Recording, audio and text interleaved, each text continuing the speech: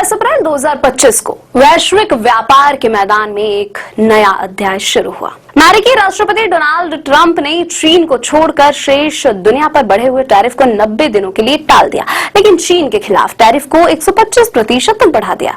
इसके जवाब में चीन ने अमेरिका के सामानों पर 84% शुल्क लगाने का ऐलान कर दिया।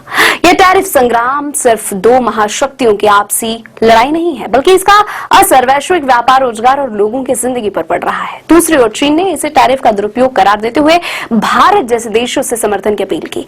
नई दिल्ली में चीनी दूतावास के प्रवक्ता यून जिंग ने कहा कि भारत और चीन के व्यापारिक रिश्ते एक दूसरे के पूरक हैं।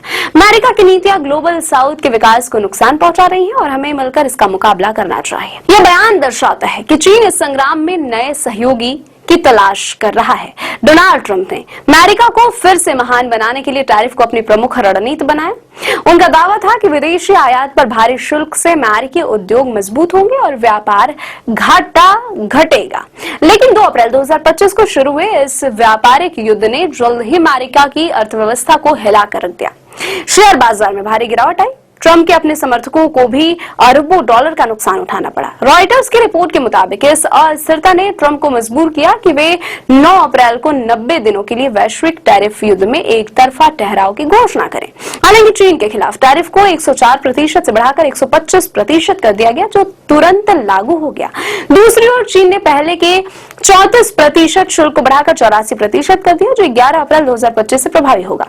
अमेरिका और चीन के बीच सालाना 585 अरब डॉलर का व्यापार होता है, जिसमें अमेरिका को 375 अरब डॉलर का घाटा सहना पड़ता है। यह आंकड़ा इस टकराव की गहराई को उजागर करता है। लेकिन अमेरिका और चीन के बीच चल रहा यह टैरिफ संग्राम एक जटिल आर्थिक और भू राजनीतिक चुनौती है।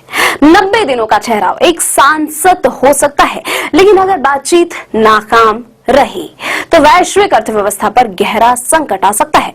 भारत जैसे देशों को इस तूफान में अपनी राह सावधानी से चुननी होगी। क्या ट्रंप का ग्रेट अमेरिका का सपना हकीकत बनेगा या यह दुनिया को मंदी की ओर ले जाएगा? इसका जवाब भविष्य के गर्भ में छिपा हुआ है।